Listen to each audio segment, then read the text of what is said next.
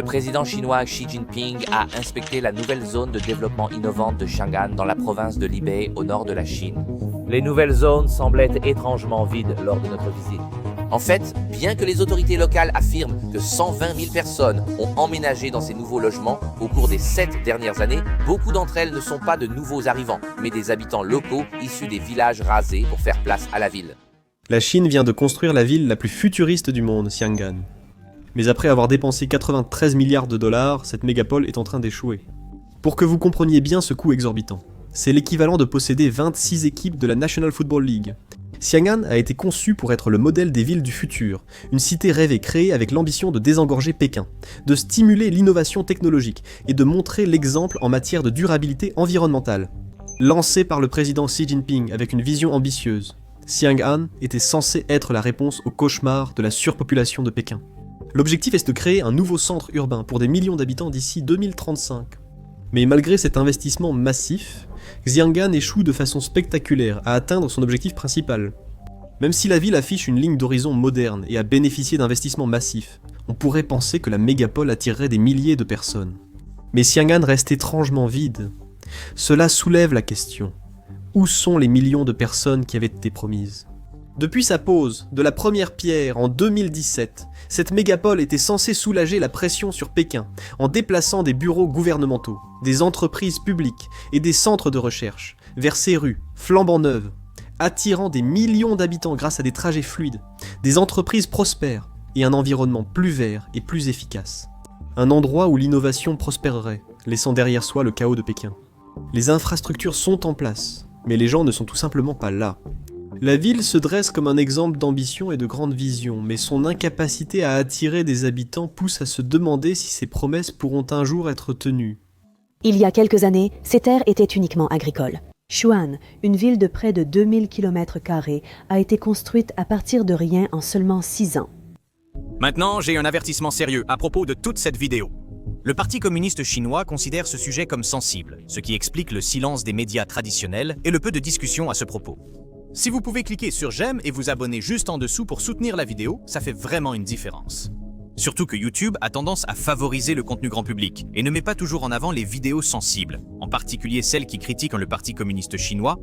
N'oubliez pas, même un simple j'aime peut aider à faire connaître cette vérité. Passons maintenant à la vidéo. En prenant un peu de recul, il est facile de remarquer que ce que le président Xi n'avait pas prévu, c'est que le plus grand obstacle était de convaincre les gens de s'y installer. Mais pourquoi ne voudriez-vous pas y vivre ? Eh bien, parce que recommencer dans une toute nouvelle ville n'est pas aussi attrayant que de rester dans un endroit comme Pékin, où tout est déjà en place. Même si Xiangan dispose d'infrastructures de premier ordre, il lui manque ce qui fait vraiment qu'une ville se sente comme chez soi. Une grande ville ne se limite pas aux bâtiments modernes et à la technologie de pointe. Elle recherche une vie sociale dynamique, des attractions culturelles et de bonnes perspectives de carrière. En ce moment, Xiangan manque de ces éléments clés que les villes établies développent naturellement avec le temps. Bien que le gouvernement puisse y déplacer des entreprises, il est bien plus ardu de persuader les gens, surtout les jeunes professionnels, les familles et les entrepreneurs, de quitter leur communauté familière, leur réseau professionnel et leur confort quotidien. Lorsque l'on regarde au-delà de ces attractions high-tech, Xiangan a du mal à remplir ses gratte-ciel imposants et ses rues désertes. Le principal problème est la nature à long terme du projet Xiangan, qui n'est pas une solution rapide. Le calendrier de la ville prévoit une croissance démographique complète, seulement pour 2035. Le gouvernement chinois a des objectifs ambitieux, prévoyant que 5 millions de personnes habiteront la ville d'ici 2035. Ce long calendrier signifie que beaucoup de choses promises aux gens, comme des équipements luxueux, de bons emplois et des lieux culturels amusants, ne seront pas prêtes avant des années. Pour tous ceux qui envisagent de s'y installer ou d'y lancer une entreprise, il est difficile de sauter le pas quand la ville donne encore l'impression d'en être à ses débuts. Pourquoi déménager ou investir votre argent dans un endroit qui est encore essentiellement neuf ? Pour surmonter les obstacles auxquels la ville est confrontée, le gouvernement chinois a investi énormément d'argent et d'efforts pour la développer.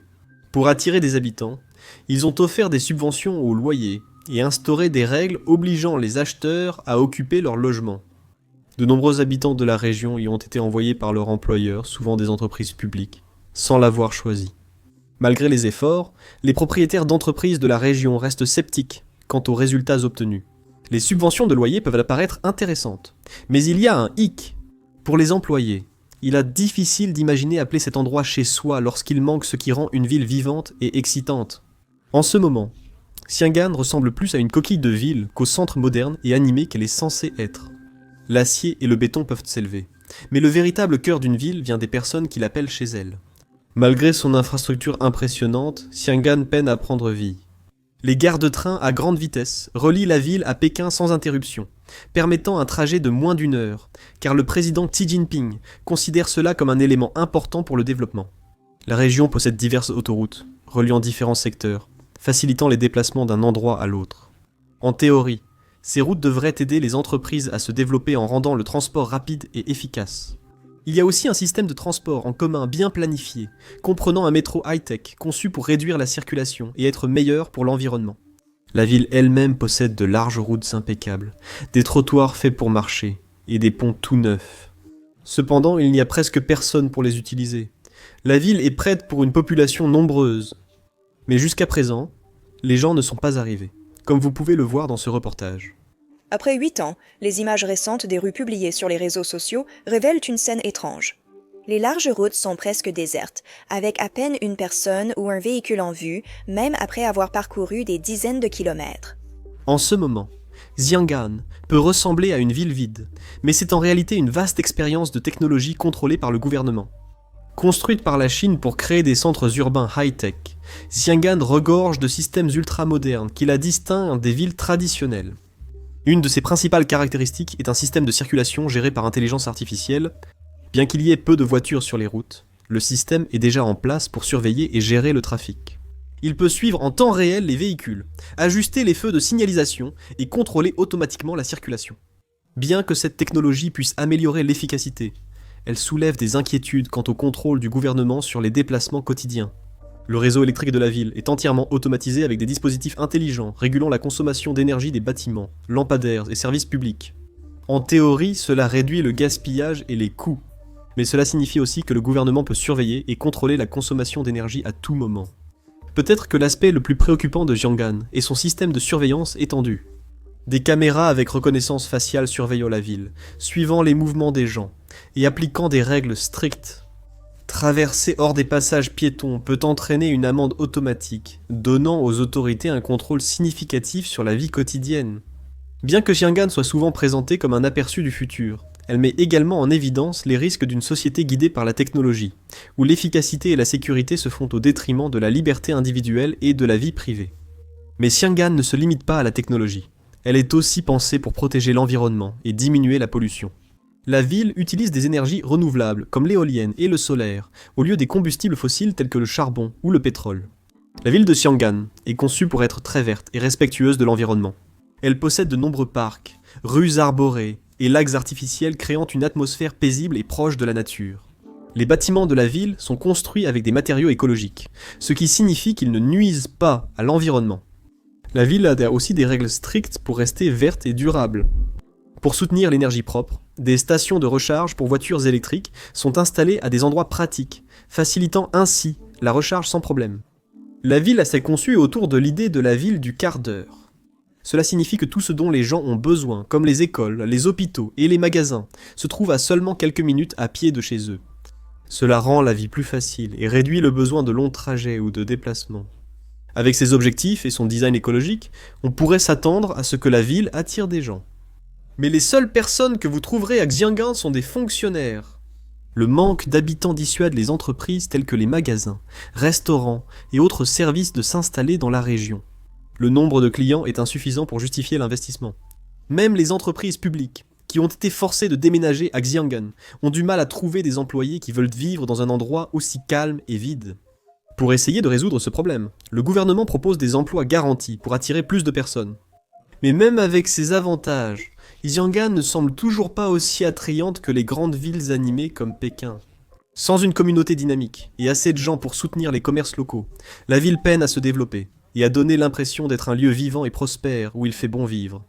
Un autre problème pour cette mégapole, c'est que sa technologie avancée ne sert pas à grand chose. Voici l'un des bus intelligents de Xiangan. Ces bus électriques sans conducteur sont en phase d'essai et seront finalement gratuits pour le public. Ils peuvent parcourir jusqu'à 200 km avant de devoir être rechargés. Comme mentionné, la ville s'est conçue pour être ultra high-tech, avec des voitures autonomes, des systèmes automatisés et des systèmes énergétiques intelligents. Mais beaucoup de ces idées ne sont pas encore exploitées à leur plein potentiel. Par exemple, les voitures autonomes restent simplement garées sur des parkings et dans des garages, parce qu'il n'y a pas assez de situations réelles pour les tester. La ville dispose aussi de systèmes d'intelligence artificielle pour aider à la gestion, mais comme peu de gens y vivent, l'intelligence artificielle ne reçoit pas assez de retours pour s'améliorer. Même si la ville paraît moderne et futuriste, le manque de population rend difficile l'utilité de toutes ces technologies sophistiquées. Les problèmes de Xiangan vont au-delà du simple fait de ne pas attirer de gens. Ils révèlent un problème plus vaste dans la façon dont la Chine construit de nouvelles villes. La façon dont la Chine planifie ses villes consiste à construire d'abord de grands projets, au lieu de laisser les villes se développer naturellement en fonction des besoins des habitants. C'est une des raisons du développement difficile de Xiangan. Les villes prospères se développent généralement au fil du temps, avec l'installation naturelle des entreprises et des habitants. Mais Xiangan ça a été bâti de manière descendante, espérant que les gens arriveraient une fois tout en place. Toutefois, les gens ne déménagent pas uniquement parce que le gouvernement le leur ordonne. L'échec de Xiangan à attirer assez de gens pour se maintenir révèle les défis de ce type de développement imposé. Une des principales raisons pour lesquelles Xiangan n'a pas attiré beaucoup de gens, c'est qu'elle semble vide et sans vie. Une ville, ce n'est pas que des bâtiments et des routes. Il lui faut de l'énergie, des divertissements, de la culture et une communauté forte pour se sentir vivante. Les villes qui se développent naturellement au fil du temps acquièrent ces éléments d'elles-mêmes, à mesure que les gens créent des traditions, des entreprises et des lieux de rassemblement. Mais Xiangan a été construite par le gouvernement à partir de zéro, sans vraiment réfléchir à ce qui rend une ville agréable et accueillante pour les gens. Contrairement à Pékin, où des siècles d'histoire se mêlent au dynamisme moderne, Xiangan donne l'impression d'un projet de développement stérile.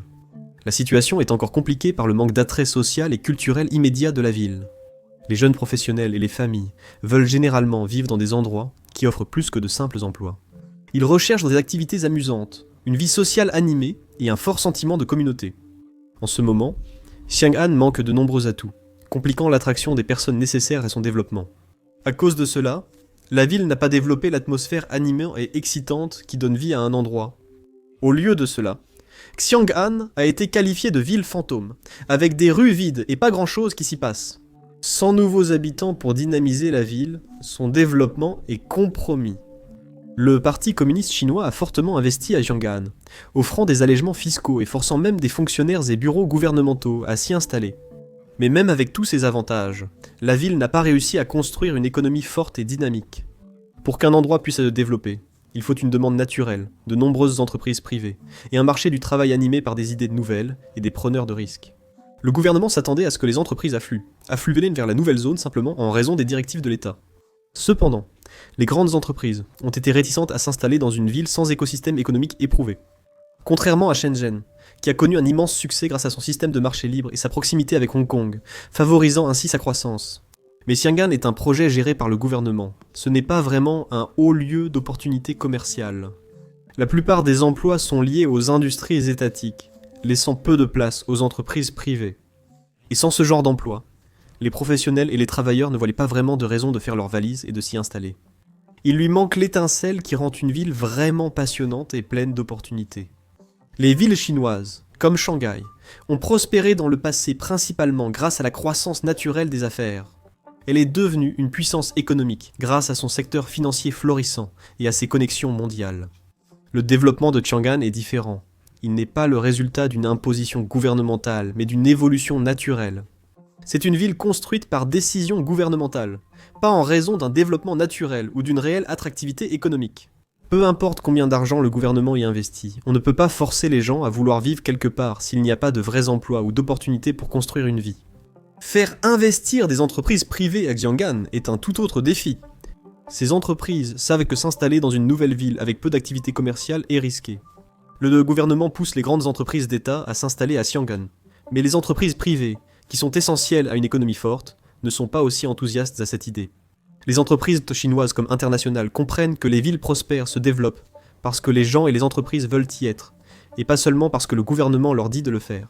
Shenzhen est un exemple célèbre d'une ville planifiée réussie. D'un petit village de pêcheurs, elle est devenue un centre technologique majeur grâce aux réformes du marché des années 1980, Grâce à des politiques économiques spéciales, les entreprises et les travailleurs qualifiés s'y sont installés. Cependant, Xiangan est un cas différent. Au lieu d'une croissance naturelle, la ville a été entièrement conçue par le gouvernement, espérant qu'elle réussirait simplement par décision des responsables. Cela souligne un problème majeur de l'urbanisme en Chine. Le gouvernement peut construire rapidement des routes et des bâtiments, mais de vraies communautés avec des économies prospères ne peuvent-ils pas simplement être ordonnées à exister? Shenzhen reste un bon exemple. Une autre raison de sa croissance était ses usines et son excellent emplacement. Xi'an n'a pas ces avantages. Pourquoi les entreprises quitteraient-elles des villes comme Pékin ou Shanghai, où elles ont déjà tout ce dont elles ont besoin? De bonnes infrastructures, une large clientèle et des connexions mondiales rendent illogique pour elles de tout quitter et de déménager. La tentative du Parti communiste chinois d'imposer la relocalisation économique par décret a échoué. Les entreprises privées basent leurs décisions sur la rentabilité, la main-d'œuvre disponible et le potentiel du marché, et non sur des slogans politiques. Sans un environnement commercial dynamique, Xiangan reste une coquille vide, une ville avec peu de dynamisme économique. Les relocalisations forcées se sont avérées être un autre défaut majeur pour cette mégapole. Au lieu d'attirer naturellement les gens, le gouvernement a tenté de peupler la ville en y déplaçant de force des fonctionnaires contre leur volonté. Les employés des agences d'État basées à Pékin ont reçu l'ordre de déménager, mais beaucoup résistent ou trouvent des moyens d'éviter le transfert.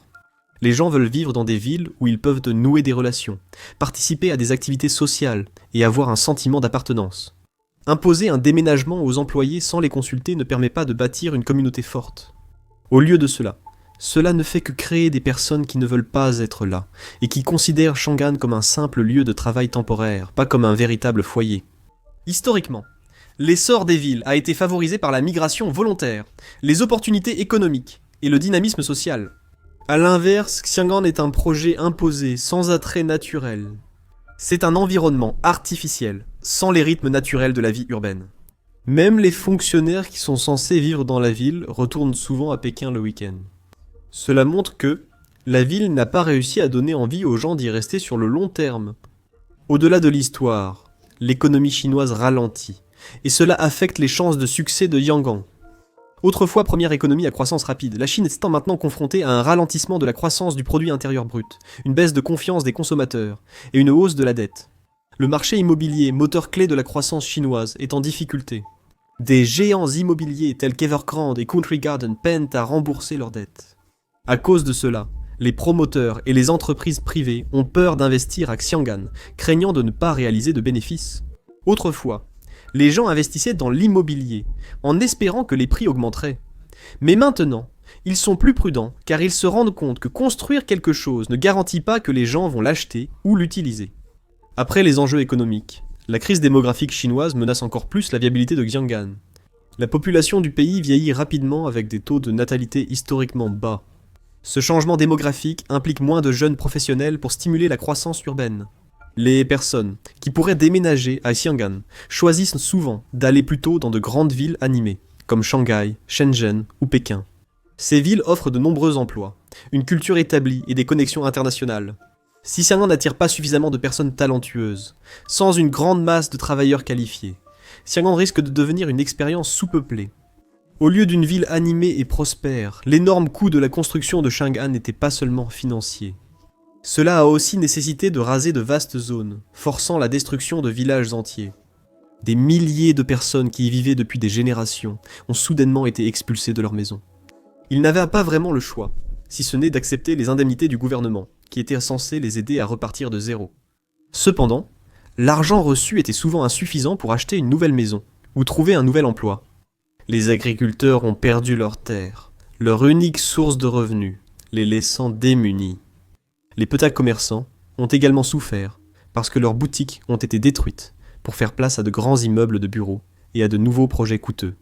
Mais malgré tout cela, beaucoup de ces nouveaux bâtiments sont encore vides. Le gouvernement chinois a déclaré que cela était nécessaire pour aider l'économie du pays à croître. Cependant, pour les personnes qui ont tout perdu, c'était comme si on les mettait de côté sans aucun endroit où aller, devenant frustrés alors qu'une catastrophe était sur le point de se produire. En 2023, face à de fortes pluies, les autorités chinoises ont pris la décision délicate d'évacuer. Les habitants aident les personnes piégées à partir, selon le dernier rapport du reportage de la station.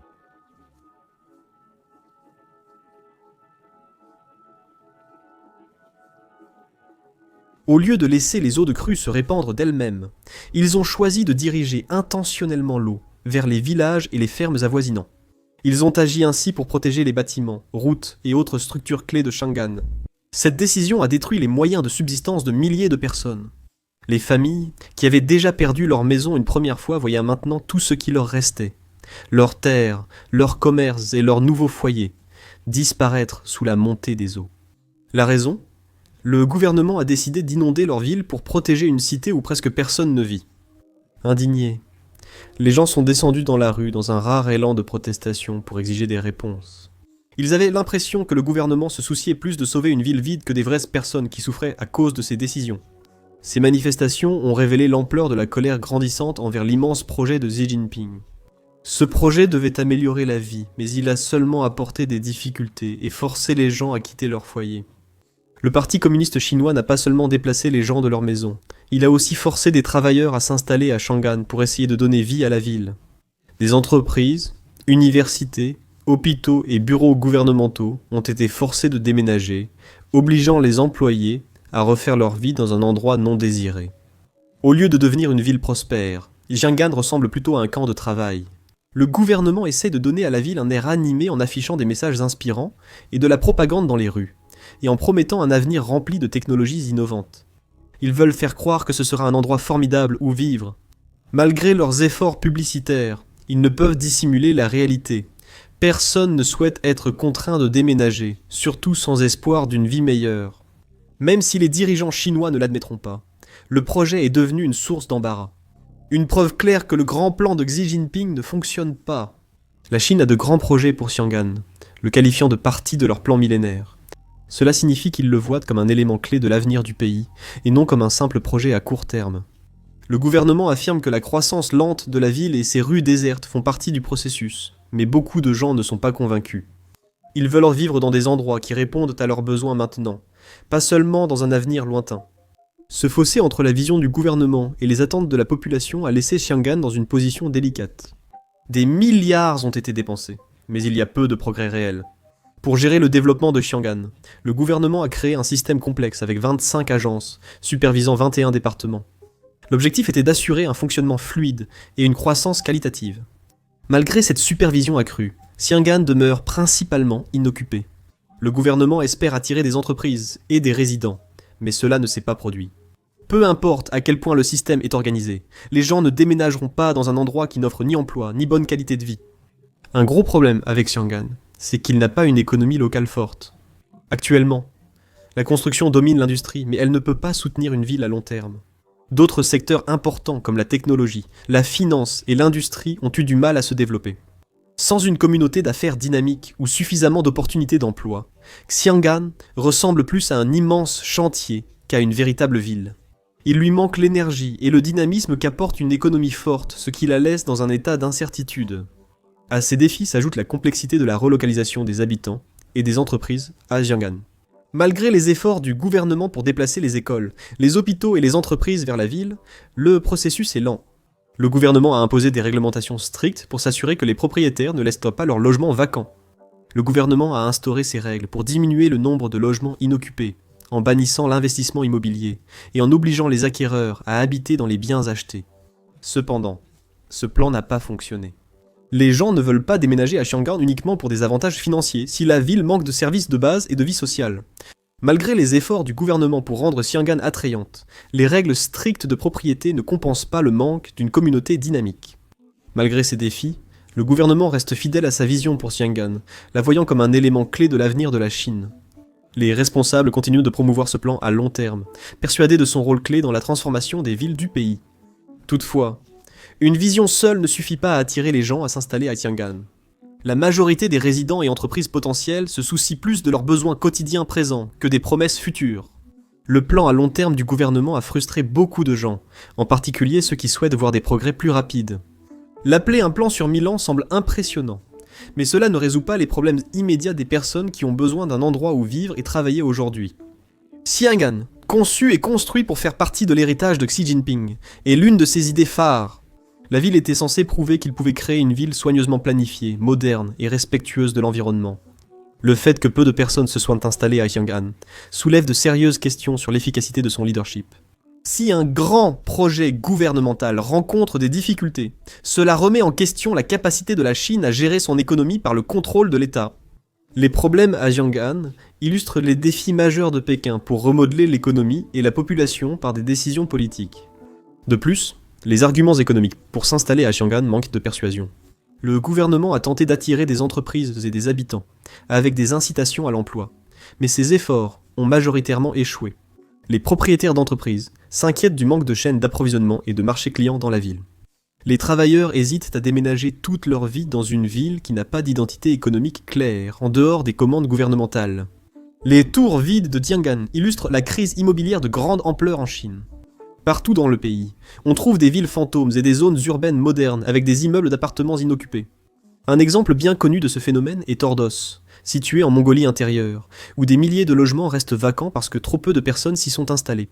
Cela a créé de graves problèmes financiers pour les promoteurs immobiliers et les gouvernements locaux, qui ont investi beaucoup d'argent dans ces projets, mais qui se retrouvent maintenant confrontés à des valeurs immobilières stagnantes ou en baisse. Xiang'an est confronté à un risque similaire qui pourrait en faire la ville fantôme la plus coûteuse et embarrassante de Chine si le projet échoue. Entre-temps, la Chine fait face à une croissance ralentie, au vieillissement de sa population et à un marché immobilier en baisse. Le pays ne peut pas se permettre de continuer à financer des projets sans réels bénéfices économiques. Pour Xi Jinping, les difficultés de Xiang'an posent un dilemme politique. Ayant misé autant de sa crédibilité sur ce projet, il ne peut pas se permettre de le laisser échouer. La réalité sur le terrain suggère qu'aucune quantité de propagande ou de relocalisation forcée ne peut transformer Xiang'an en la métropole prospère qu'elle était censée devenir. L'échec de la ville porterait un coup direct au récit de Xi Jinping sur l'ascension irrésistible de la Chine sous sa direction, suscitant des doutes tant au niveau national qu'international quant à l'efficacité de ses politiques. Le ralentissement de l'économie chinoise et le scepticisme mondial envers son modèle économique font de l'échec de Xiang'an un possible symbole des faiblesses de l'approche de gouvernance de Xi Jinping. La lutte pour relancer Xiang'an révèle les limites du contrôle centralisé de la Chine dans un monde qui change rapidement. Le Parti communiste chinois réalise rapidement de grands projets grâce à son contrôle puissant. Cependant, il ne peut pas contrôler où les gens veulent y vivre ni comment les villes se développent naturellement. Les gens décident tout vivre en fonction des emplois, d'un bon mode de vie et des opportunités économiques, pas seulement parce que le gouvernement le leur dit. En ignorant cela, Xiang'an est devenu un rappel coûteux de ce qui peut mal tourner lorsque le gouvernement essaie de tout contrôler. Alors que le président Xi Jinping impose sa vision pour la Chine, les rues vides de Xiang'an illustrent la difficulté de façonner la société depuis le sommet.